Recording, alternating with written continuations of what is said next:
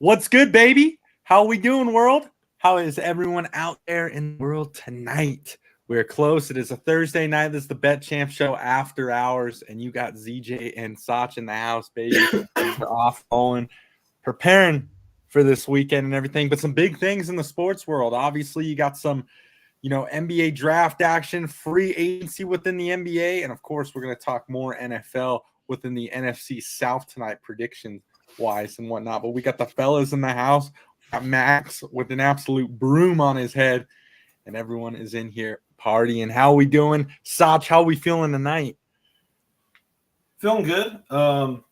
Just got back from a good little volleyball sesh, so feeling active. Going to talk about the NFC South tonight. It's always good kind of dissecting each division, seeing where all our heads are at going into the season. It's good to have Max join us once again, a little motion. And I mean, I tell you what, these Jones, man, it's just it's just we're in their world and we're just living in it. So we do appreciate Max coming on with the flow. Give his football mind. He is a football player, so he does have a different perspective on it. And it's good. It's good to be here. Good to chop it up, as always. 100%. Motion, how we feeling tonight, big time? What's good, boys? Feeling good. I like to keep it classy around here. But, yeah, I'm feeling good. Excited to talk some football. We got a lot of things to talk about. I'm excited. It's Thirsty Thursday. Can't complain. So, yeah, let's get into it, boys.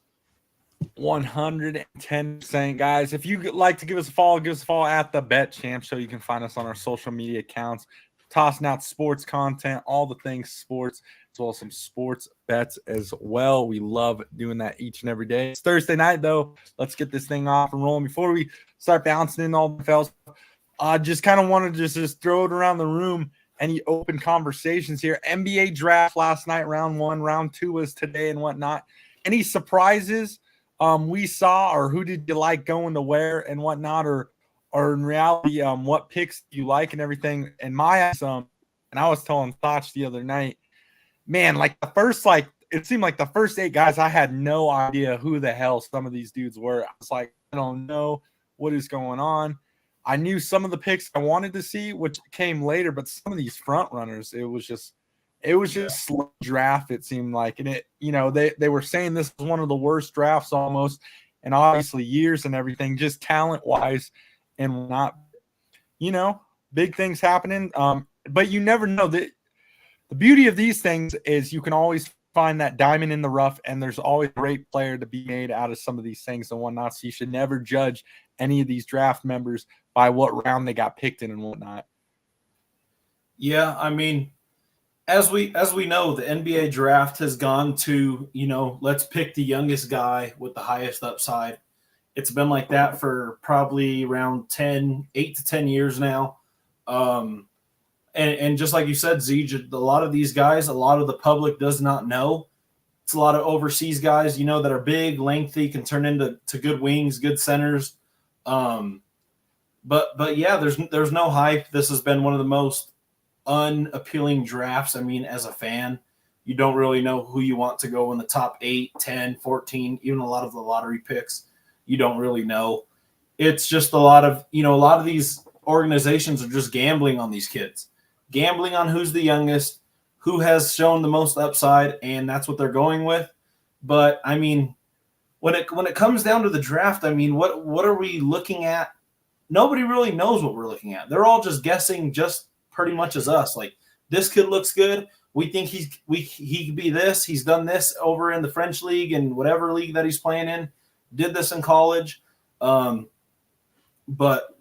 to go off like the steal of the draft, I think most of the public is on the Lakers had the steal of the draft, and that's Dalton Knecht. I mean, the Thornton kid, he can shoot the shit out of the ball, score in bunches, microwave score, 6'7", 6'6" wing with the 6'9" wingspan. He's NBA ready right now. He's matured. He has that NBA body. And I mean, plugging him into LA, he's going to have a lot of open shots. You got Anthony Davis, LeBron James, who's one of the best passers the game has ever seen. I mean, even IQ wise, I think JJ Redick is a good enough coach to put him in, good positions, but I think he's the steal of the draft. A guy like that should not go 17. I don't care what anyone says. A guy like that should not go 17. I don't care if he's 22, 23, 24. If the guy can ball and he's ready right now, then take him. I mean, what are we doing? Are you just going to wait for a guy who's 19 years old and he's going to be out of the league in 2 years? He's 22 and you just wasted a whole pick when you could have at least got an established player. That's the only issue that I really have with the draft. I think the Lakers had the biggest steal of the draft, giving him at 17, SEC Player of the Year. Everyone saw the Lakers room when they made the draft pick, how they were all jumping up and down. They were probably shitting their pants that he fell to that far. And I guarantee something's going to come out like, yo, he was on our top picks, but we didn't think he was going to fall that far. And I mean, shout out to him, a Thornton guy from Colorado, went to Prairie View High School. So that's always good to see. We're all going to be rooting for him. But I think the Lakers had the steal of the draft right there. And it's just time will tell, right? All good things, time will tell. We're going to see who is really the cream of the crop. Everyone will rise to the top if they're legit. So, yeah, it's an interesting draft class to say the least. I think there'll be a couple hidden gems, but like I said, we're going to see. We can all just go off what we think, but this year will tell a lot. Just to kind of add to that and everything, that was the craziest thing to me, was obviously where Dalton Connect ended up landing and everything, how he landed there or not. But the crazier thing is, and Sach, we were talking about this, how all these teams, these GMs, they're obviously drafting potential, who they can mold into, great players and whatnot. But it's like he dropped because he was 23 and not a 19-year-old. Beyond me, in my eyes, you're looking at someone you want to mold and who can take the next step as quick as they can and get there and provide for a team. Yeah. And a guy like that who's played more ball than some of these first round, obviously a lot of these guys were 1 year and then are coming out. He played all his time in college and everything. He's very well seasoned. That's a guy who I want on my team. He's played a lot of ball. Yeah. I just don't understand that. And especially I get when you're drafting young guys and you get down to those second rounds, the third round thing. Okay, those are guys you want to build up and everything. But if you're a first rounder and you're getting drafted to a team, the first rounders are the guys that are expected to be stars in the league. How long are you going to wait to mold some of these guys? You want these guys to be able to develop quickly and actually provide for your team. So, yeah, huge shout out to the Lakers, though. Obviously, they got a nice grab there and everything. Some other cool picks, but like we said, it was just kind of boring. I wanted to throw this around, too. How crazy is it that, really NBA was huge as in for like American athletes and everything. Now the NBA is getting so big, it is getting worldwide. You're seeing all kinds of, overseas players coming in and whatnot, which is crazy cool. And it's cool for the NBA because now, like, if you think about it in the next, obviously it'll take some time, but we're talking like the next 10s, 20s, 30 years or whatnot. The NBA is going to be big. It could get to a point where it's on like one of those soccer type of levels just because of all the overseas type of players you're seeing come in. It is now getting to like an overseas type of league. You look at some of the best players in the game right now. A lot of these guys aren't from America. You're looking at Jokic. You're looking at SGA. You're looking at Luka. A lot of these guys are from different countries and everything. So it's really cool to see that the world is kind of adapting the NBA and whatnot. That's what I was kind of thinking, especially in the draft, the first rounder, overseas player. Yeah. The first pick. Mm-hmm. Max, what you think? Anything NBA you want to kind of throw out there and whatnot? Yeah, I mean, let's be honest, boys. The draft this year has been pretty shitty. I mean, I didn't even really tune into it, to be honest with you. There's not really too many guys that are on, that radar where it's like this guy could be a big star next year. I do like the guy from Thornton, though. I mean, I think he's a good player and has a lot of potential. And also, I mean, this just came out, I think an hour ago. I mean, Bronny James just got drafted to the Lakers. So he will be playing, with his dad, LeBron James, which that's going to be kind of crazy to see how that goes next year. Yeah, I mean, there's been a lot of talk. Should Bronny even be in the NBA? Should he, go overseas and play somewhere else. But yeah, the Lakers picked him up. I'm sure, JJ Redick will, find somewhere for him. It's going to be interesting to see the father and son duo, see what they're going to do in the league next year. I mean, I do think Bronny James is a good player. I don't think he's anything too crazy as it is. I mean, he's still a pretty young kid who I think has potential to grow. But I mean, when your dad's LeBron James, it's hard to, kind of follow up in that guy's footsteps. I mean, talk about, one of the greatest to ever do it.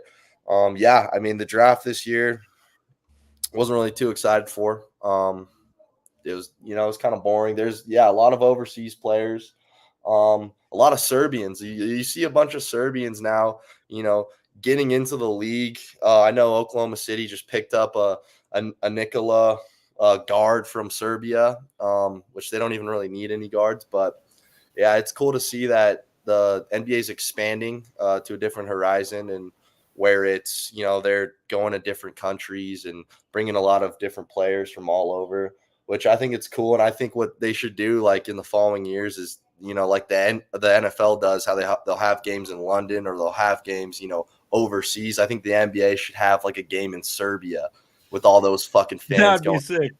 Like That'd that would be. They do Mexico. They do Mexico right now just because it's so close. But I mean, you're exactly right. Serbia is one of the countries that's really catching up because of Nikola Jokic, and it seems like every fucking dude that's from Serbia is named Nikola. And you're going off. Jokic is like the mayor of Serbia. But that's also the thing when you look at a global game like that. Nikola Jokic is set for life in Serbia. He is literally the president, the mayor. He is the biggest icon in that country, along with Novak Djokovic, one of the tennis players. When you got guys like that are coming into the league, you got to think they got a whole country behind them that are supporting them. Like the Nuggets fans alone, they have a whole country that is Nuggets fans. And I think once it starts expanding, like France is all going to be Spurs fans. Like France is, Timberwolves fans because Gobert and stuff like that. Like once this game really starts to be more global, and I think it's really headed into that like atmosphere, like worldwide, bro. Worldwide. It's always been worldwide, but it's never been worldwide like this, especially with social media and everything that you see. And just like you were saying, Zeej, like these draft picks we don't even know are from France and all that shit.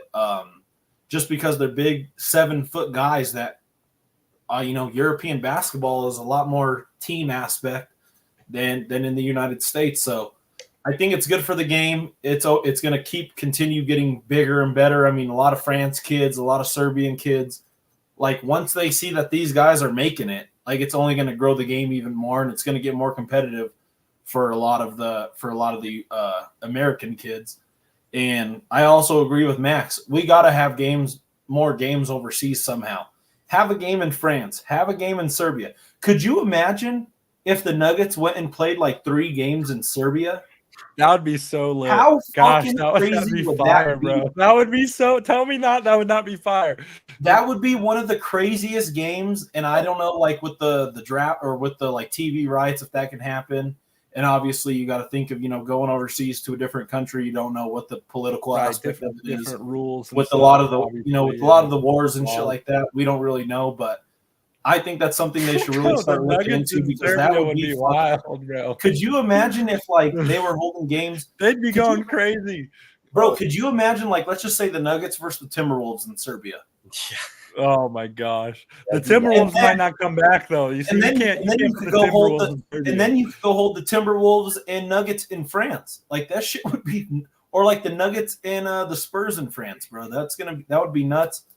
I think Adam Silver is going to be the commissioner that's going to make it happen eventually. But yeah, it's crazy to see, and even going off of it's one of the worst drafts ever.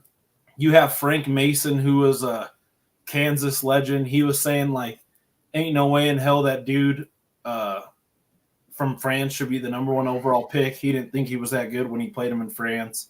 And that just goes to show, just because he's 18, 19 years old and, he has an upside. So the game's trending in a good direction, though, I think. I was going to And obviously we'll talk a little more on Bronny James. Real quick though, the whole over like all these different countries and everything. That the crazy part about this too is now you get to see what kind of different cultures there are into the world and everything. And what like you we've been seeing American basketball for a long time. You kind of know everyone gets brought up and all this, but now when you get all these different country players, you get to see how they kind of got brought up and everything. And a lot of these guys, it's about like honor and like respect and like just the way, just how their culture is and everything. It's crazy to see like their views on basketball rather than like the views of some of the players we have here and everything. It's just like a whole nother thing and everything. It's crazy. Like some of the work ethic of some of these guys. And I don't know. It's crazy, but it's all good for the game of basketball and everything. Basketball is just going to keep expanding and huge. They're just cashing checks right in and right out and everything. So cool stuff. Obviously, going back into the Bronny James thing, how Max mentioned it, really crazy, right? Like we kind of figured obviously the Lakers were going to take him with his dad and everything. He was getting a lot of media hate right before he got drafted. A lot of hate. A lot of these, analysts were like saying a lot of stuff and everything. No one should draft him type of stuff. Man, you got to like, obviously, his game in college wasn't the greatest, right? Which is why he was drafted so far back. And people were saying he might not get drafted, but we knew he was with his father. But man, I would hate to be him, bro. I feel like there was so much pressure on him. Like he's not even like saying anything or doing anything. You know what I mean? It's just the fact of who he is and who his father is bringing all this heat and everything. The media is like just firing shots at this dude, and he hasn't even done anything. You know what I mean? Like, so it'll be interesting to see. I really hope he can use it all though to turn into a great player like his dad, obviously, and everything. But I think it's cool. I mean, it's cool that he's on the team with his dad. Like, how cool is that? Like, when's the last time you really saw something like that? Like Ken Griffey Jr. That's some Ken Griffey Jr. type of stuff and everything. So pretty dang cool. What you think, Sach? Yeah, I mean, just pretty much off what you said, he's gonna always get hate just because he's LeBron James' son. And maybe some of that hate is not really hate. They're just telling the truth about what his college career was. I mean, we all know that his college career was not it wasn't a 55th pick career. But at the end of the day, when you're in the second round of the draft, when you're headed to 45 in that 60 pick range, all these dudes are going to be G League players. Like, they're going to have two-way contracts. Bronny's going to have a two-way contract. He's going to have to go to the G League. He's going to suit up some games, I'm pretty sure, for the Lakers in the regular season. But, just a bunch of unwarranted stuff. And the thing that I always try to think at when it comes to, a lot of these scouts are saying this, the one thing that never happens is a lot of these scouts don't put a name to what they're saying. Stephen A. Smith, Woj, all these guys can be like, oh, an NBA scout told me this, but it's like, well, just say the dude's name. If he really thinks that way, just say his name. Right. Because all of these scouts, bro, you don't know who holds weight. You don't know, like, as an NBA fan, do you know who the best scout is in the NBA? Who's not a coach, who's not affiliated with the team? All they are an overseas scout. You don't know anyone's name. So you have no clue who's good, who's bad. This scout that's saying the shit about Bronny James, and it may be true, but you don't know if he's a scout that has missed on 3 straight draft picks saying the wrong thing and they turn out to be something different. That's the thing that I don't really know. I don't really care about. Like, a scout can say everything they want, but at the end of the day, we don't know who any of these scouts are. For all I know, like, when you go and look at who the scouts are, they look like fucking idiots who are just literally trying to feed into, like, oh, I'm trying to be Stephen A's agent because I want to talk shit about Bronny. Right, everyone's trying to narrative now. I want to talk shit about Wemby, and I want Stephen A. Smith to call my line because he's gonna always reference what I'm saying. But we don't know who the hell any of these people are. It's just like the GMs. It's like, oh, this GM said this about so and so. Like, if you really feel that way, you might as well just put your name to it, put a tag on it. But I think Bronny's going to be, he's going to be a role player in the league. He got drafted. Nothing against the kid. He says all the right things. You could tell he just wants to play basketball. And being LeBron James' son, that's just what comes with it. You're going to get hate no matter what. So I hope he does well. And, I mean, it's going to be fun to see, like, how that aspect is of him and Bronny on the same team and, all the media hype. So that shit's going to be fucking wild, bro. Yeah. Guys, let us know what you're feeling in the chat room. Listeners in the chat, let us know what you're feeling about Bronny James and everything. 2 minutes or less, Phil Bronny James to the Lakers. Whatever. I have no words. It's like I know nepotism exists. I mean, I get JJ Redick, give me my son. It's like it's got so ridiculous with LeBron. Like, I'm a dad. Would I want to play with my son 100%? But, like, at what point does this guy just stop? Like, just stop, dude. Like, everyone knows he would have never been drafted in the first 2 rounds if his dad wasn't LeBron James. He doesn't belong there. He doesn't belong there. Super athletic, undersized guard. I think he'll be in the NBA for years to come, seeing what he's gone through and what he will experience the next 2 years. It's all about money. It's all about fans, tickets. It's all about keeping LeBron so that money can continue being generated. So I get it for the Lakers, but it's like LeBron, dude. He wants everything his way, and it's like you've succeeded 30% of the time. So that's the piece where I'm like, it's enough is enough. Like, do the Lakers want to be a great team, or do they want to continue? I don't even know what to make of it. But happy for the kid, living his dream, playing with his dad. I'm a dad, would love to play with my son. But it's laughable. It's the second laughable thing I've watched tonight outside the debate. But yeah, it's entertaining. 100%, guys. Again, thank you to all the live viewers and listeners. Send us something in the chat how you feel about Bronny James going to the Lakers, as well as send us what you guys got going on this weekend. We are so close. Motion Jones and myself, hey, we're taking point at Wallen tomorrow night, so we'll have boots on the ground at the concert. See how that thing goes. Get old honky tonk going and whatnot. But what the people want to know is the predictions for the NFC South, ladies and gentlemen. Sorry, just to cut you off. The Nuggets, the Deron Holmes kid, I got to talk about him. He looks fucking good, bro. And I hate to say it, this is a Nuggets fan. We're based in Colorado. We got a lot of Nuggets supporters. Got some Justin Boot GM. Bro, Deron Holmes, he looks pretty fucking good to be a rookie. Hey, Sox, so you're telling me that they scouted a kid, they picked the best player of the draft in the position they had, and they didn't allow Joker to pick him. Are you telling me that organization actually functioned like an organization? Oh, yeah. Get the fuck out of here. This is brand new information. That's all the Lakers had to do. No, but I'm saying, like, I even think Jokic signed off on the pick. Like, I know he did. This kid. That's what you're saying, but right? He didn't say pick him. I'm saying the organization and the brass above said this is the best piece for our team. Oh, by the way, do our stars does he equate to our stars, and is he is the chemistry right? Yeah, of course. That's the way organizations work. You know what I mean? It goes top down, not bottom up. Yeah. You know what I mean? Bottom being not so much a bottom because LeBron's at the top, so it just stays there. But what I'm saying is, like, they got a good player, a really good player, a quality player at a really good spot. Yes, exactly. I mean, I couldn't agree more, bro. I'm watching this dude's highlights. He's a center. He's like 6'9" or 6'10", so he's kind of a little undersized center. But when I'm watching him, tell me if you think differently. I was watching his highlights and everything about him. He kind of reminds me of a Derek Lively.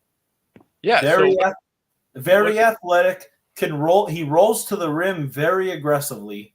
I think if you put him and Jamal Murray in on the non-Jokic minutes, I think he can make an impact pretty damn well. He brings what DeAndre Jordan don't. He has a float game. He has a jumper. That's that Calvin Booth. That's Calvin Booth GM, Sach. No, bro. I swear to God, I really love the kid. I love his game. I think Jamal Murray and him, when Jokic goes out, can really make like a pick and roll offense, just like Luka and Derek Lively. I'll do you one better, Sach. How about don't think that Joker and him can't play together, and Joker plays in that Yeah, back post, that's what I'm saying. Yeah, read shit out of the Hey, ball. and there was a couple passes and highlights that I saw. The kid, bro, he can pass too. Well, He has good floor vision. I saw him get the ball at the post, look away, and do like overhand fucking like hook. And I know it's just one play, but if the kid has the skills and he's on the Nuggets, he's gonna be set up for success. If you're with Jamal Murray and Jokic and you're that type of guy, and he can shoot the ball like that, he has a mid-range shot. He can shoot the mid-range. He has a floater. He has everything that the Nuggets need that they did not have in a backup center.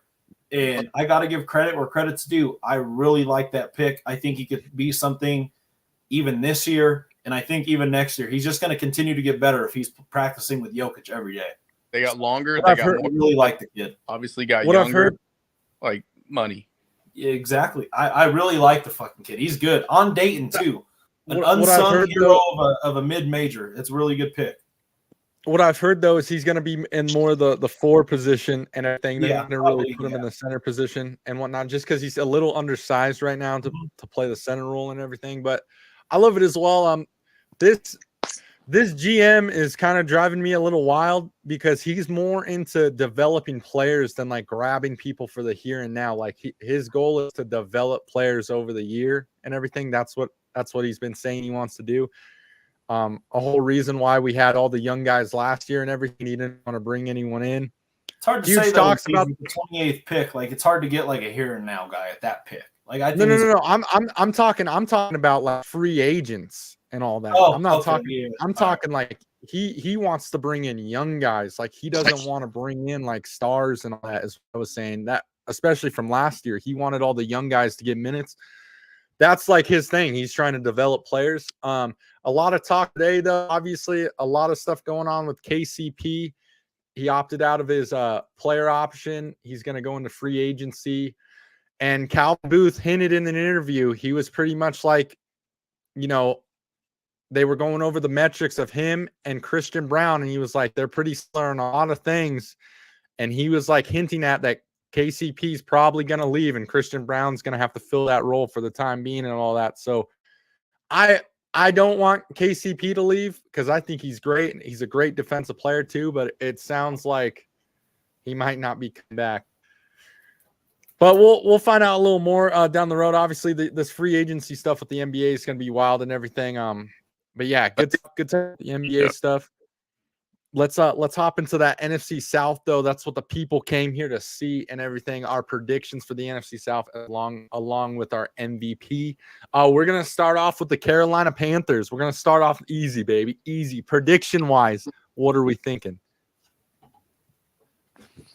I think Carolina, obviously, they're not good. They went 2-15 last year.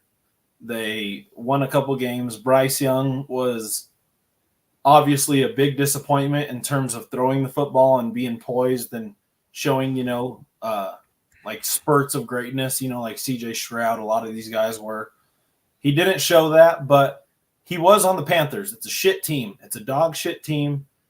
They got Deontay Johnson, who was from the Steelers. He's a deep threat. They still have Adam Thielen, who was his best target.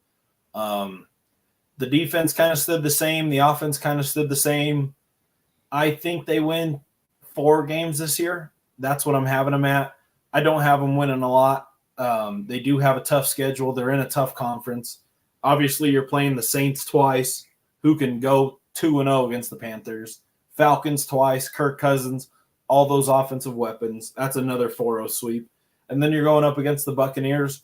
Maybe you split because the Buccaneers are used to, laying eggs during the season, but I have them winning about four games, 5 at max. I think if they win 5, it's a win season.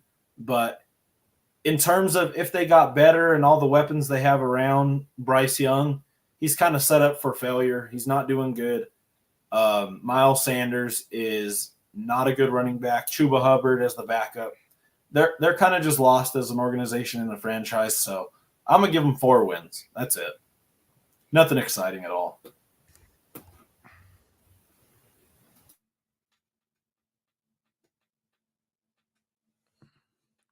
What you think, Whit? Yeah, I have them winning 3 games. I think they lack so much talent. It's kind of sad. In addition to like Bryce Young, didn't think he was worth the number 1 overall pick. Think he's undersized. Didn't think he had a lot of arm talent coming out of there.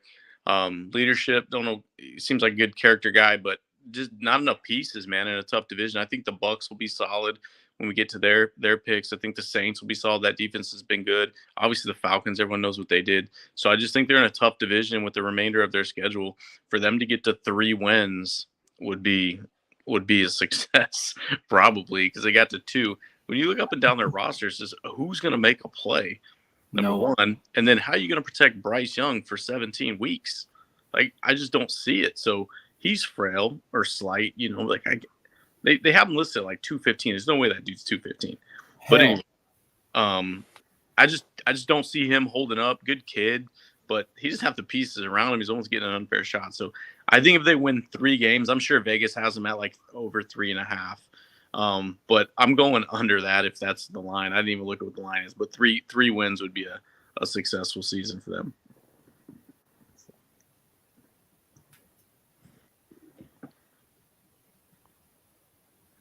What you think, Motion? Yeah, I mean, it's a dog shit organization. It really is. I mean, ever since they lost fucking Cam Newton, it's been a downhill spiral after that. I mean, Bryce Young's a mediocre QB. I wouldn't even call him a mediocre QB. I mean, he's playing on one of the worst teams in the league. It's going to be hard for them to get, the job done. I think they'll do a little bit better than last year.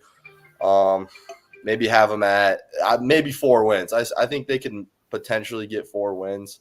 I feel like, they weren't working with a lot last year, so I feel like they could get that 4 wins. Yeah, I mean, they don't really have any weapons. A lot of these teams in the NFC South, they got some weapons. Like, obviously, the Buccaneers and the Saints, they all have some weapons, and they're just in a hard division. Like, I don't see them, they're going to be at the bottom of the barrel of this upcoming season, and I don't see them doing, any much better than maybe 4 wins.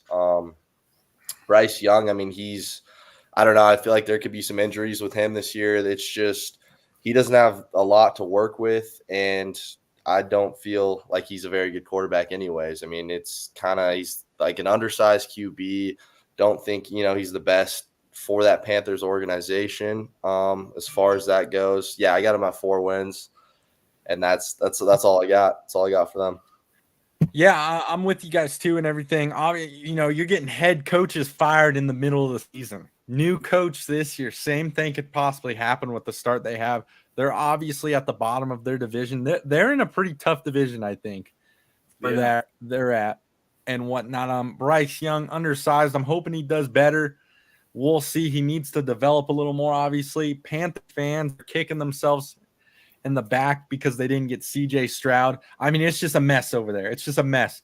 Adam Thielen is going to waste and whatnot. Vegas has the over and under right now for the Carolina Panthers at 5.5, ladies and gents. Shut the fuck up. The over is at minus money at minus 120. They think they're going to win 6 games. Under right now, we might need to lock this in plus money under 5.5 at plus 105.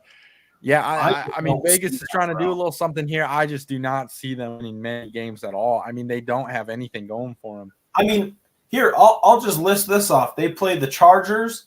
They play the Raiders. They play the Bengals, the Bears. They play the fucking Chiefs, the Eagles, the Cowboys, and the Cardinals, all out of division games. There's no way that they win more than one of those games. Right. I don't think there's a shot in hell.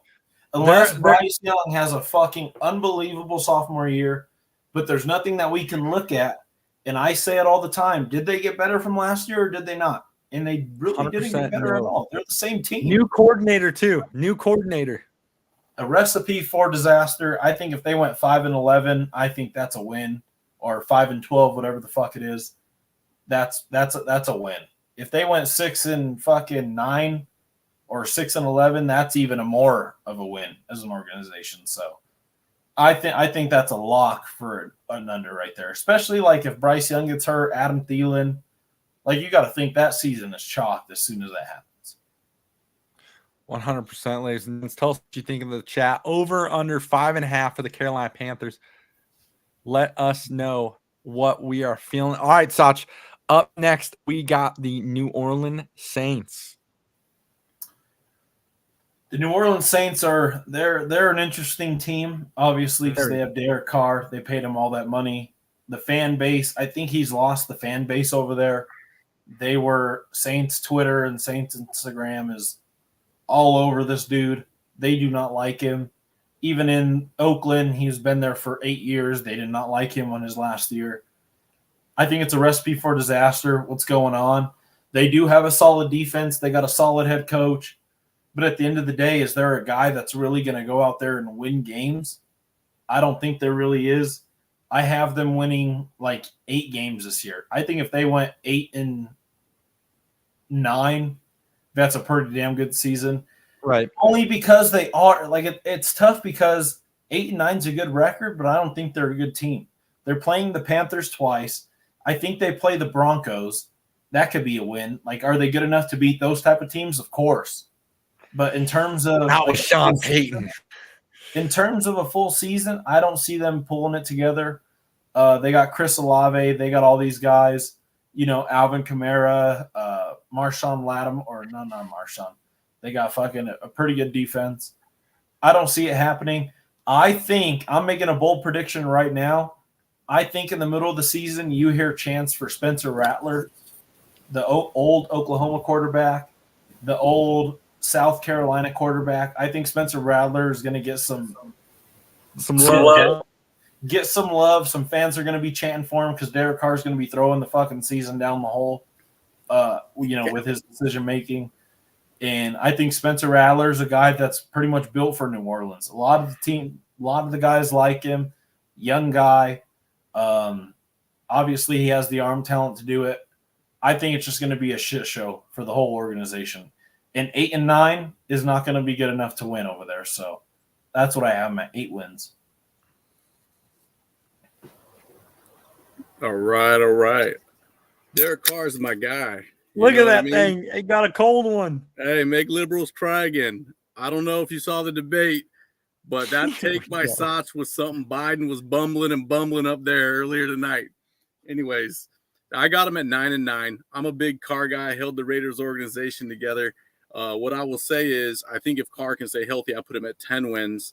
I think the Falcons added a lot of pieces. Talk about them in a little bit. But when you look at Carolina and you look at the 8-win Tampa Bay Buccaneers is where I think they're going to be a decent organization, but I think Baker takes a step back. I think Mike Evans is a year older. I think this is the year where he breaks his 1,000-yard streak and does not achieve 1,000 yards, probably due to a hammy or some sort of injury, not due to his performance. But he's getting older and he's missed more games as it goes on. So I have the Saints at 9-9, and we'll talk later of where I think they'll fall. Because 9-8. 9-8. And I think we'll talk about later where I think they'll fall, because I think it's going to be much like the division we talked about yesterday, where it's going to be a dogfight down the stretch. We don't know how Cousins is going to come back, never been mobile to begin with, and off that Achilles is going to be a thing. When you talk about Spencer Rattler, this is where I part ways with Sach. That dude was toxic as a senior in high school on QB1. The dude was toxic. He matured a lot, though. He matured a lot from that. Well, I hope for his sake, not so much for the Saints, but I hope he's become a more humble and kind individual. But I don't see that happening. I do think it's going to be a mess if Derek Carr goes down. Does Derek Carr ever come back, or is that the end of the road for him and they just move forward with Rattler or whoever else is in the hopper? I think if Carr does not stay healthy this season, I think his career, he's a backup next year and he goes off like Flacco and kind of just maybe he'll have a 3-4 game, 8 game stretch down the road, but I think he'll be done. But yeah, that's where I have them 9-8. I think it's going to be a barn burner in that division. Although the Falcons have a ton of weapons, I think you got to piece them together, and then we'll see how Cousins looks. And I would, sorry, I know it's your guys' turn, but this is a team like you got to look at who they play the first game. They play the Panthers the first game. Don't place the bet if you're going to do a futures for an over or an under on a team, unless I agree on the under and they play the Panthers week 1, take the under after they beat the Panthers. Like, do stuff like that because you're going to get a little bit more juice on whatever you're going to do, because after they play the Panthers, it is not smooth sailing. Yeah, the whole South has a rough go this year. They have the Cowboys. After that, the Eagles, the Falcons, the Chiefs, the Buccaneers, the Chargers, the Browns, the Rams, the Packers. They have a hard schedule for that team. And I don't believe in Derek Carr enough, but sorry, go ahead. I think they're still going to win 8 games, but just want to throw that out there as a little betting tip. Wait till if you're going to bet the under, do it after week 1 after they beat the Panthers. Oh, yeah, buddy. All right, so, yeah, I got him at 8 wins. I mean, it's not rocket science. Derek Carr, I mean, come on. He's a mediocre QB at best in this league where there's a lot of great quarterbacks. Alvin Kamara is a dog. There's no doubt about that. But I don't think their offense is good enough to, surpass that 8 wins. They do have a good defense. I do like Chase Young. I think he's a dog. And I do think they'll, give, the NFC South a run for their money. But I don't see them getting past 8 wins. I mean, you're playing the Falcons and you're also playing the Buccaneers. And those 2 teams, I think, will, be in that 10-game range for both of them. I don't see these guys going over 8. Yeah, I mean, it's just they're kind of just they don't know what to do. They got mediocre receivers at best. Who's Derek Carr gonna dish the ball off to? Chris Olave, that's it. Yeah, I mean they really only have one guy, on that offense, and yeah, it's just a mediocre offense. They do have a good defense, like Sach was saying. But I don't see them, being, a top contender in this league. I mean, they have a tough schedule, like Sach was saying. I mean, they're playing a lot of good teams. And, yeah, I don't see them going over 8 games. I think Whit definitely brought up a good point and everything. Derek Carr's future in the NFL, I think, relies heavily on this season right here upon him and everything. I mean, he has been struggling, I'd say, the last 2 and whatnot.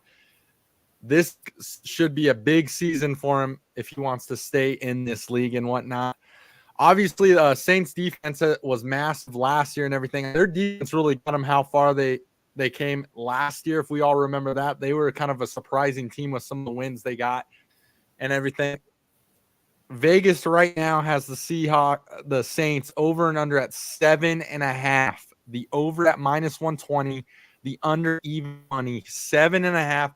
I think that's fair for them. I think I'm around kind of that 8. I think they'll get a good 8 wins. I like Witt's kind of in the right area too with 9 and everything. So I definitely think they'll go over. You can get that -120, which is some good money there and everything. We'll see what they can do. I just want to see if Derek Carr is this leader everyone's claiming him to be. He's kind of just another one of those quarterbacks we talk about. Obviously, he's not tier 2 and everything, but he's just another one of those quarterbacks who hasn't really shown how good he is and whatnot. He's always fell at the fault of everything. So we'll see what happens.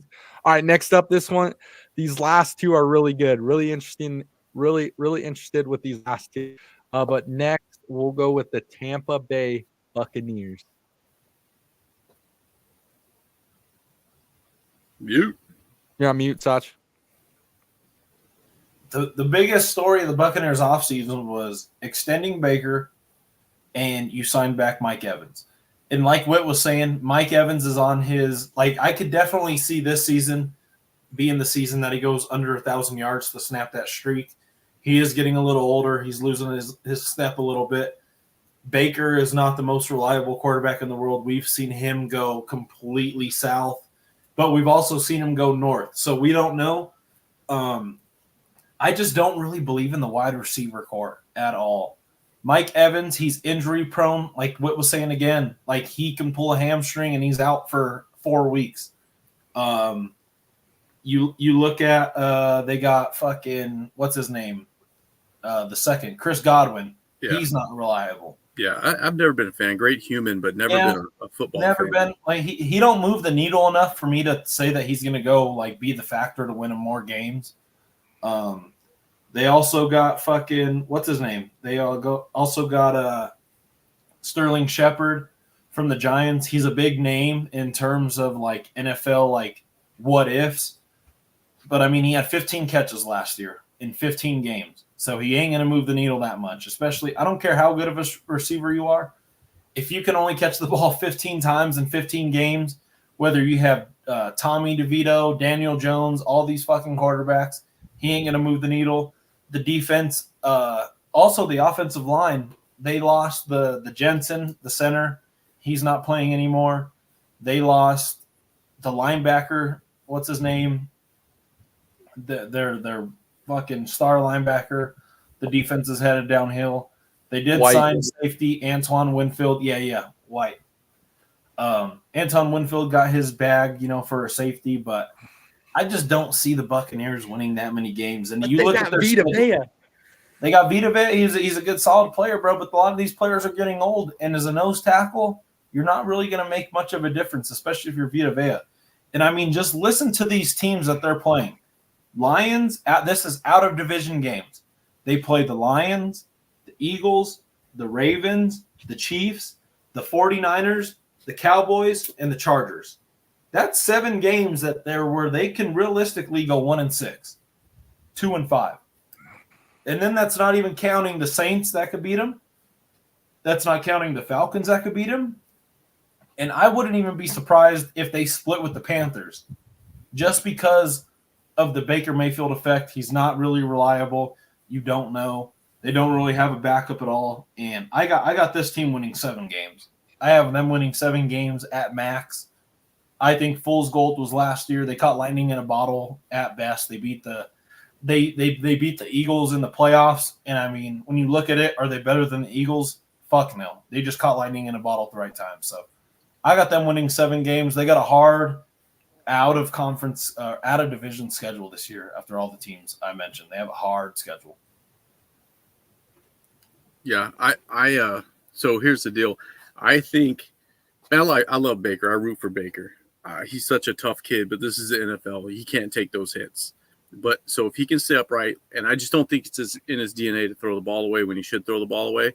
So for that reason, I have them at 8 wins. I'd like to go higher. I think they have a really tough team. I think they're adopting Baker's mentality.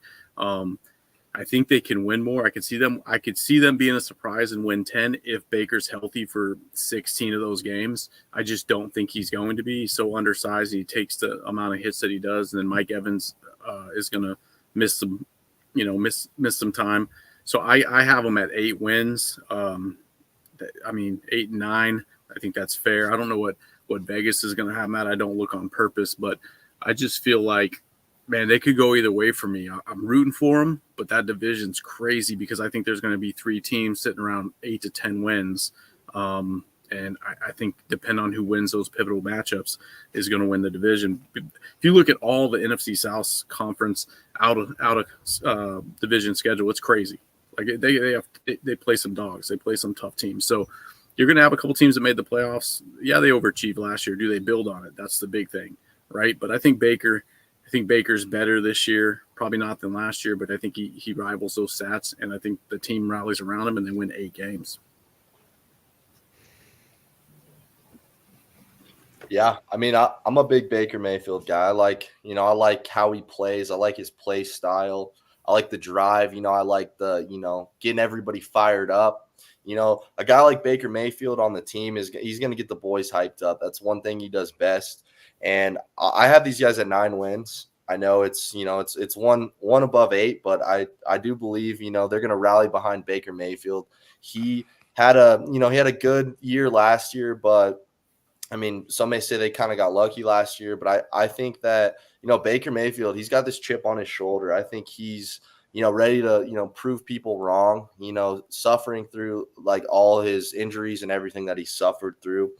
I think that, the team's going to rally behind him. They still got Mike Evans. They got Chris Godwin. They still got some dogs. So I think that, I think they'll get 9 wins this year. Yeah, I mean, it all comes down to if Baker Mayfield can stay healthy. I feel like if he could stay healthy and not have these petty injuries like hamstring or, whatever comes up, if he could stay healthy the whole season, there's no doubt in my mind these guys can't win 9 games. They're going off a pretty decent year last year with Baker Mayfield. So I think, if they keep the ball rolling and, Baker, plays good this year, I think there's no doubt in my mind that these guys get 9 wins. And I mean, Baker Mayfield, he's ripping Zinichinos, he's ripping Zimbabwe's on the practice field. He's a homie. He's guzzing beers at hockey games. He's a homie. He's a frat boy at heart. He's a frat I love Baker, from one undersized white boy to another. I love the kid. I love the kid. Love what he brings to the fight. You know what I mean? Absolutely. I love it. You work hard and you party hard. That's what I like to see on and off the field. He's a weapon. So I got him at 9 wins. That's all I got to say. Right now, ladies and gents, Vegas has the Tampa Bay Buccaneers over and under at 7.5. The over being the favorite at -145. The under being at +25. I think outside of Max, I think you guys are, I don't know. I'm taking Tampa Bay as one of my dark horses this year. I saw a little fight in them last year. No one was expecting them to do what they did last year. No one. Everyone shut them out and everything, which for good reason. They, like Sach said, they caught some good wins in the end, and they really shocked the world and everything to see. And I think this year, we got to remember, Baker just got paid. He asked for Mike Williams to come back. If you're a guy like Mike Williams, like Sach said, getting older, kind of losing your step a little like that, when you're a well-known receiver like that, getting to that age, what do? You start going around ring chasing everything. Mike wanted to come back and everything with Baker. I think that says a lot. I think Baker holds a lot in this locker room. I think the guys kind of build off of his energy and whatnot. Dude's doing smelling salts before the game, going wild. Tampa Bay is one of my dark horse teams this year. I think they're going to get to about 9 to 10 wins, which I like. So I'm hammering this over at -145. I love it. I think these guys got a little chip on their shoulder, something more left to prove, and they're building off of last year, which I love. What's the over under in Vegas? And I'm gonna give you something real quick when you give me that. 7.5. All right. Here's the deal.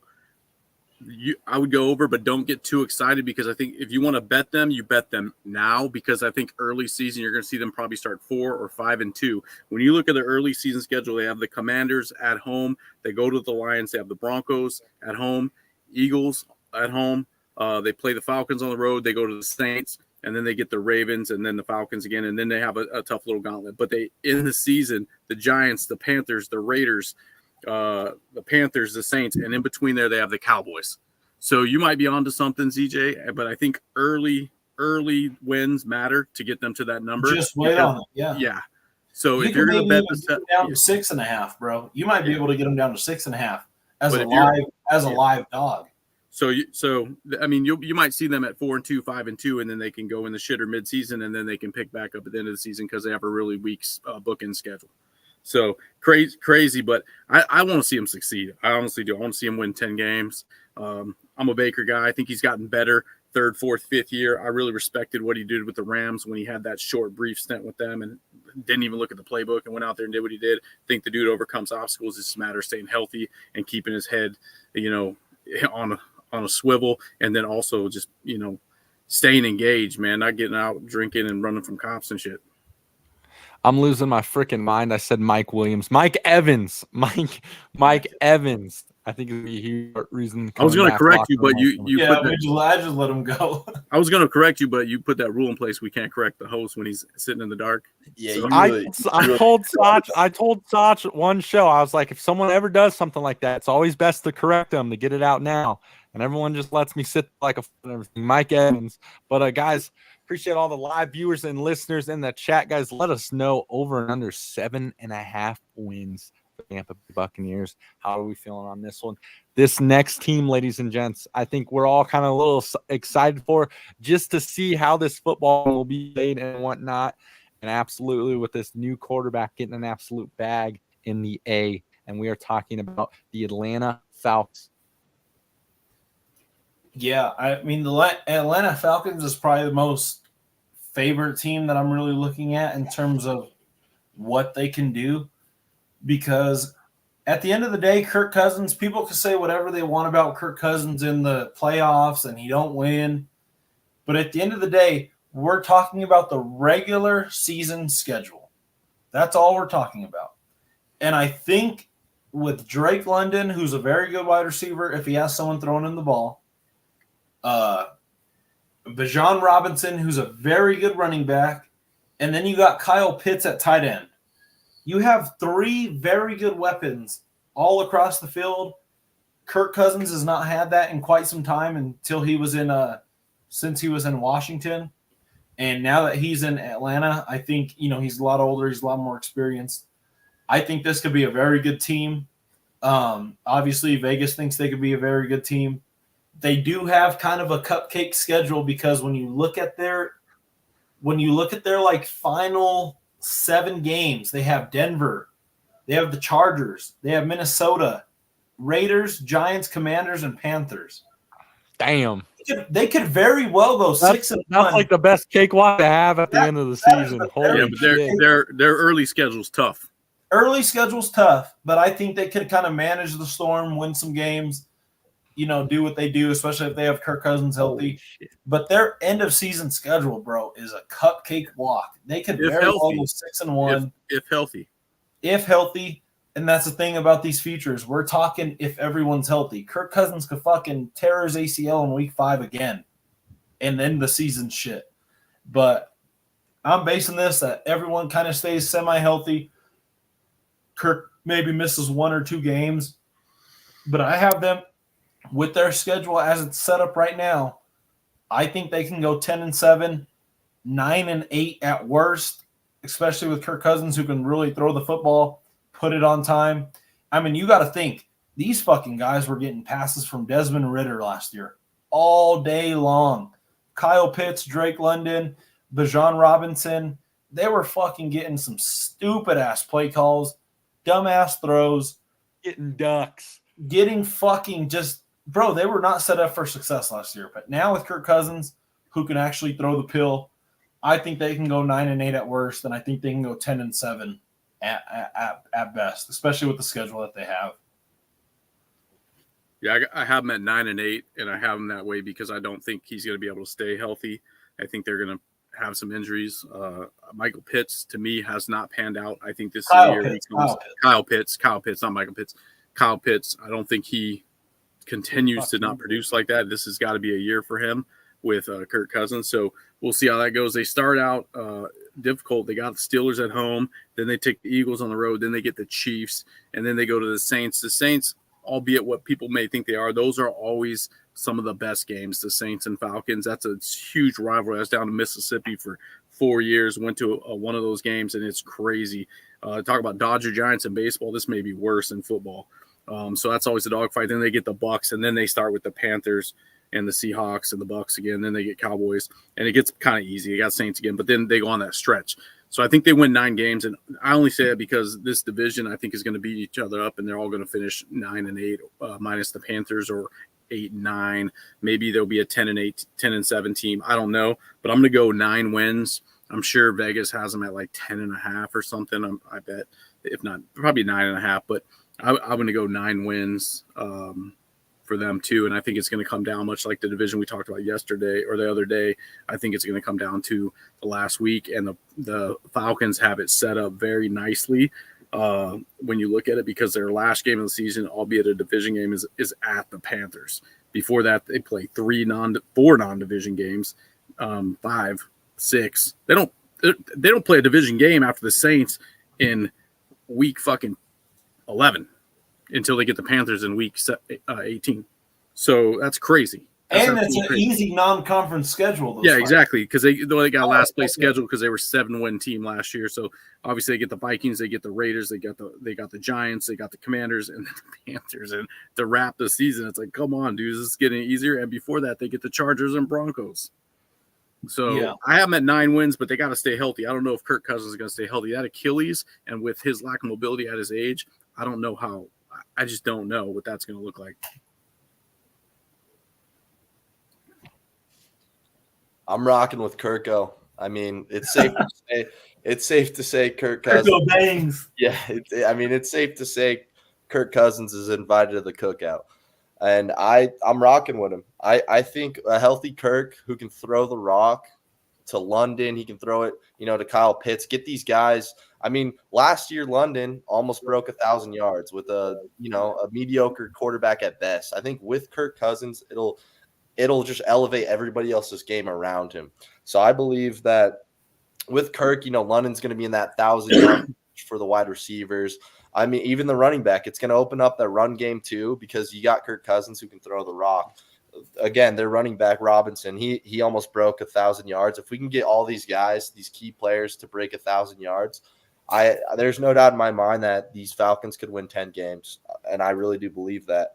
I mean, Kirk Cousins is a good quarterback if he's healthy, obviously. I mean, he could face some injuries. I mean, this is just going off of, a healthy Falcons team. And with that schedule later on in the season, that's a cakewalk. That's what you want, like, as an organization, to end the season off, playing a bunch of these teams that, don't have a good track record. So yeah, I got these guys at 10 wins. Kyle Pitts too, he needs to step up. I think, and with Kirk Cousins, I mean, he had roughly around like 600 yards last year. But I think with Kirk Cousins, it could elevate his game as well too. Get him up there, at 800 to 900 range, and the offense is looking good. So yeah, they got a new head coach too. They don't have that fucking idiot Arthur Smith who fucking retarded. Yep, and that all comes into factor with these Falcons. I think I'm excited for it. Kirk Cousins, I mean, he's a favorite in the league for sure. I mean, not many guys are rocking 10 chains and singing NBA Youngboy. There's not many guys doing that. Hard worker, man. Hard worker. Absolutely, yeah. He's a stand-up guy. I mean, he's a nice guy, obviously. Yeah, I like the guy, and I think these guys could easily win, 10 games. But they got to get those receivers in that 1,000-yard range. I mean, London is going to be a big factor for Kirk Cousins coming into next year. I mean, he was one of their key players last year, and they didn't really have a quarterback who could really throw the ball too well. But I think with Kirk, I think they're pretty solid. So yeah, I got them at 10 wins. Lock it in.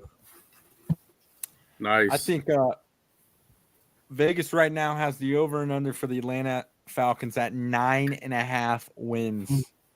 I think it's very fair for them and everything. I'll tell you what, ladies and gents, I think the Atlanta Falcons are going to be damn good this year. I really do. To what Sach was saying earlier, I mean, you put Kirk Cousins around these weapons that he has really never had before and everything.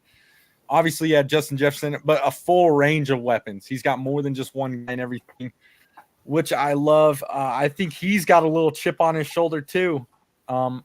With the Falcons making a little first-round draft this year, I think that puts Kirk with a little fire under his butt as well, a little chip on his shoulder, something more to prove. I think he knows, though, that he doesn't have a lot left in the NFL. He's been around for a while and everything, so he wants to chase a ring and everything. Usually when you have teams like this forming up, you have a new so-called superstar joining another team. It usually takes some time to build, but I think with this one and where Kirk Cousins is in his career, they are going to snap on fire. I really like it. Why am I forgetting their draft pick? What was his name? Michael Penix. Michael Penix. Yeah. So like I said, with them getting Penix and everything, I think Kirk is just going to step up his game even 10 times more. He doesn't want it. There's no room for error here. There really isn't. He got paid a huge bag. I'm going to take the over here. I think these guys are going to be damn good. I'm saying that right now. I really do think these guys are going to be something to mess with, and I think they're going to win the division of the NFC South. So we're saying basically Atlanta's going to improve by 3 games. New Orleans decreased by 1 game. They were 9-8, and then we have Tampa pretty much at 9-8 for the most part, or 8-9, and then we got Carolina at like 3 to 4 wins. Will improve 1 to 2 wins. I mean, that's not too far off. You're thinking Kirk Cousins and the weapons they have move the needle the most for that team in that division. Is that what I'm hearing? 100%. It's like Sach said. Sach brings up all the time. What teams have gotten better since last year? Tampa Bay hasn't really made much improvements. God knows Carolina hasn't made any improvements. The Saints have not made any improvements. The Atlanta Falcons got 10 times better from last year. 10 times better. Desmond Ridder and Kirk Cousins are not the same and everything. Kirk Cousins, we mentioned regular season quarterbacks as well. Kirk Cousins is a great regular season quarterback if healthy. Great.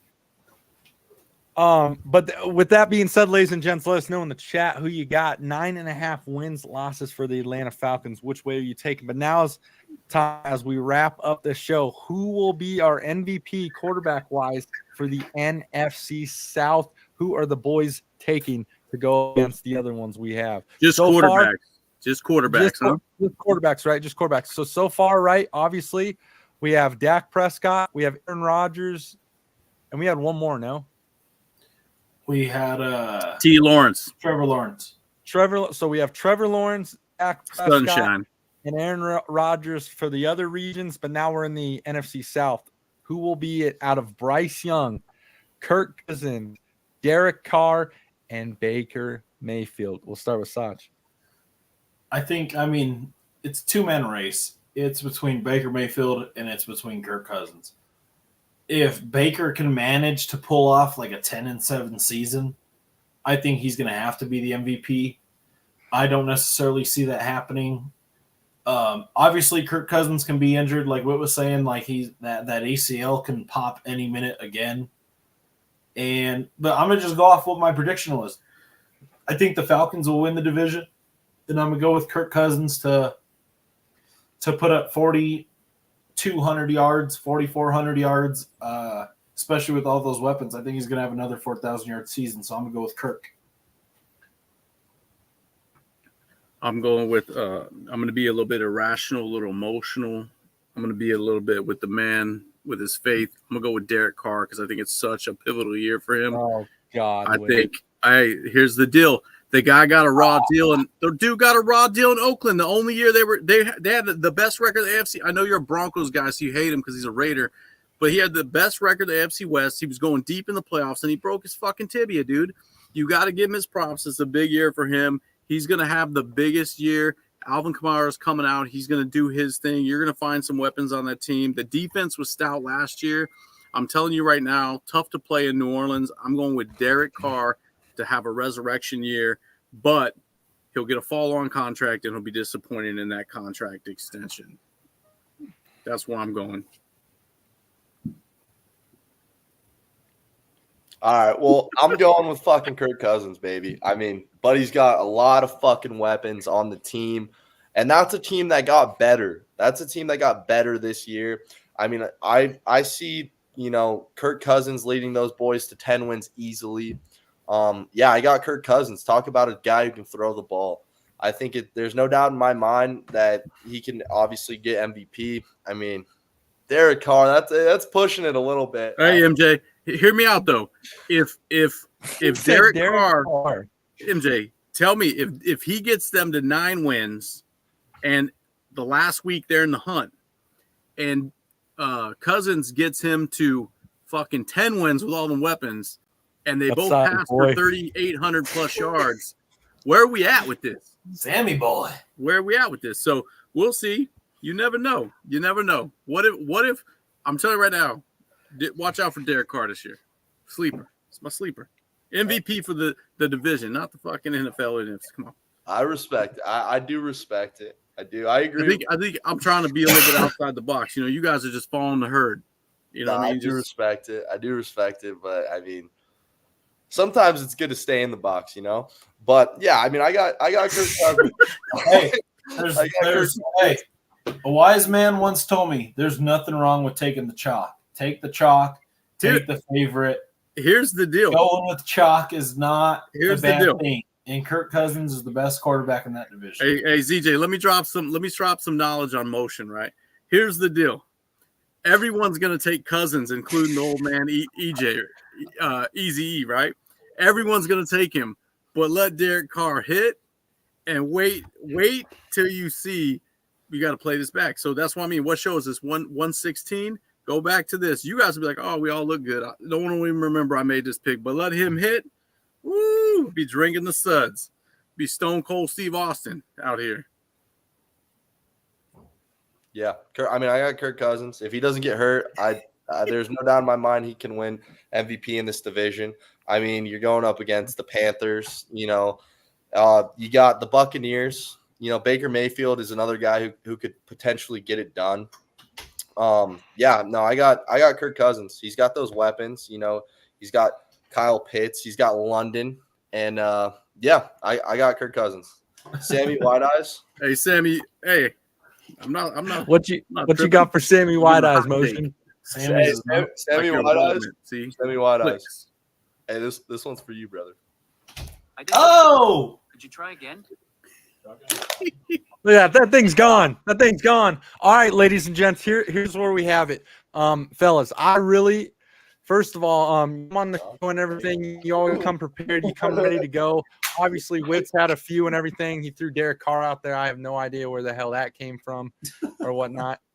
My first one. But here, damn! Wow, Sammy, fuck. here's what I'll say. Here's what I'll say. Just to What wrap are this you, our thing up and sister? put it on it. I really wanted to say Baker Mayfield. I really think Baker Mayfield's gonna have a great year and everything. But Kirk Cousins got that freaking bag, baby, and it has an absolute arsenal around him. Kirk Cousins this year, they're going to win the division. These guys are going to run. I think these guys are going to go pretty deep in the playoffs. I really do. I think that. Saying it right now, I'm throwing it out there. I'm putting it out in the world and everything. Kirk Cousins, guys, Big E himself also threw into the chat. He is taking Kirk Cousins as well. So sad to say about Witt's Derek Carr, but Kirk Cousins will be our NFC South MVP. He is now competing with Dak Prescott, Aaron Rodgers, and Trevor Lawrence. We're taking Kirk Cousins from the NFC South. Great show tonight, fellas. Sammy Wide Eyes in the chat just trolling absolutely everyone. But just to put a bow on this thing like we always do, let's just do a quick around the room. Anything we want to throw out into the world and whatnot. Guys, we have the Parlay Show on Saturday, 10 a.m. Mountain Standard Time. Be there, Square, baby, our 4-leg parlay, and we are absolutely due. So you do not want to miss out on that show. Picks coming galore. But Sach, quick around the room for the fellas. I mean, with what I know, I'm gonna just go with, I'm glad that we all agreed on Kirk. All agreed pretty much on the Falcons making the double-digit win mark at 10 or 9 wins, whatever it is. And, I'm going to just say this NBA-wise because I'm a big NBA guy. I think the Lakers won the draft, and like I said, I think the Denver Nuggets had a fucking great pick with what they need going forward. And, at the end of the day, all of our picks, time will tell. That's the only thing that we have. Only time will tell. We'll go ahead and stamp these predictions, and we'll move on to the next AFC division next week. So it's good to chop it up. Yeah, no, good show. I got to give it out there. Derek Carr, got to give something there. This show was very, everyone was on the same page. You got to throw something out there. Got the comment from Sammy White. I was a little aggressive for Thursday night, but that's fine. You know what I mean? Not much else to say. Let's go, Brandon. But other than that, we're good to go. Let's go, Brandon. Whoa. Absolutely. I mean, fucking A. Those 37 counts, that's some pimp level shit. Let's go, Brandon. I'm with Wood on this one. I'm absolutely with him. To wrap it up, I mean, Sammy White Eyes, we can do this one-on-one. They disrespected my name a little bit. We can handle this. We can handle this one-on-one. I mean, fuck the sporting events. We can handle this. Nah, I'm just playing, Sammy. You're a dog. But yeah, to wrap it up, I mean, there's a bunch of shit coming out. I mean, the big thing is, I mean, we all expected, Bronny and LeBron James to team up together. I mean, that's just what was going to happen. At the end of the day, the Lakers organization is LeBron's team. Whatever LeBron wants goes. If they want to keep that guy, then he'll he could leave in an instant. Yeah. Hey, but do you guys think, and I'll just ask this open-ended question for you guys to answer. Do you guys think, because I agree with you, do you think that just shows how broken they are for the long term, like the next 5 to 7 years? Absolutely. Like, do you think that exploits that, or you got something different, Sach, man? Oh, absolutely. I mean, they were such a powerhouse, back in the day, and now that they have LeBron, they want to hang on to that as long as they can.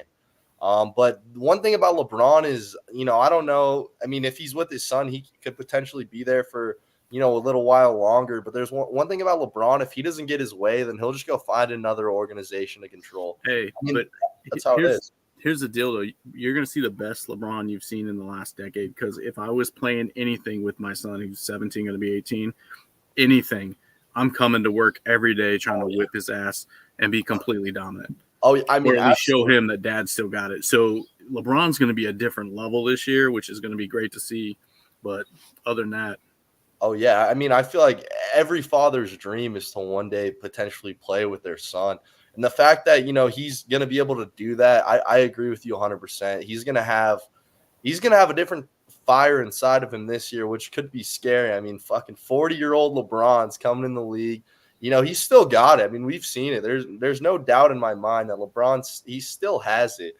But it's going to be a different LeBron for sure this next coming year. I mean, with his son and everything. I mean, it's every father's dream. Yeah, absolutely. Yeah. I mean, just going off of what Witt's question was to me, I don't know. I don't really know where you go as a Lakers organization. Obviously, LeBron is there like Messiah. He's going to be calling the shots. And, I mean, I think people kind of forget that Kobe, when he was there his last 6 years, he didn't win. They were dog shit. They were terrible. They were not even making the playoffs. Kobe was 40 years old. My point. LeBron is very old. And it's okay, like, if you're going and you're holding on to this. Kobe was old. May his soul rest in peace. He's one of the GOATs. He's one of the best players ever. Everyone has respect for Kobe. But they were not good, I think, after his 2009 or 11 title when they won. Then they got LeBron in 2018, I think. And then obviously LeBron does what LeBron does. He brings the city a title. Obviously, it was in the bubble. People can say what they want about that. He's like a one-hit wonder everywhere he goes. He wins one title, and then he's like, I'm out. Because he broke the team and got all the players he wanted to win. Yeah, but he did what the team couldn't do without him, and that was win a title, make the trades, traded all those young cats. Where are the young cats at now? Josh Hart, Brandon Ingram, Lonzo Ball. Yeah, they're good pieces, but they're not going to get you over the hump. LeBron made the call, the greatest scorer of all time, NBA wise, like on the thing. He made the call. Most points all time. Championship. He brought him a title, and I think Lakers fans, that's just the pedigree that Kobe brought. Magic Johnson, all those guys brought the championship pedigree before LeBron, and he just brought him back and said, "Hey, I'm here. I'll win you a title, and let's go and let's keep going." And he is 40 years old. He's an old dude. So I'm glad LeBron's calling the shots, because everyone on the Lakers is not doing good at calling the shots if we look at it. So hey, he spelled it wrong. He spelled the A at the end. He's my brother. That's what Motion said, not brother. But it'll be interesting. I hope they get one more. I think it'll be good for LeBron's legacy. He is one of the oldest players to keep playing at this high of a level. I mean, Jordan was smoking cigars and gambling and, neglecting his family at this point in life. So good job, guys. for Shout out to all the live viewers and listeners. We love you. Appreciate you guys being here on the show tonight, doing your thing, showing out. Again, Saturday show, remember, parlay show, 4-leg parlay, 10 a.m. Mountain Standard Time. You do not want to miss out on these picks. The boys are throwing out some absolute hammers. Appreciate the fellas being here. Sach, Witt, Motion Jones, baby. You can catch me and Motion Jones tomorrow night at Morgan Wallen Mile High, baby. It's going down. But we appreciate you guys on the show as well. As always, we will catch you on the next one. And as we always like to say, stay fresh, stay frosty, and we'll see you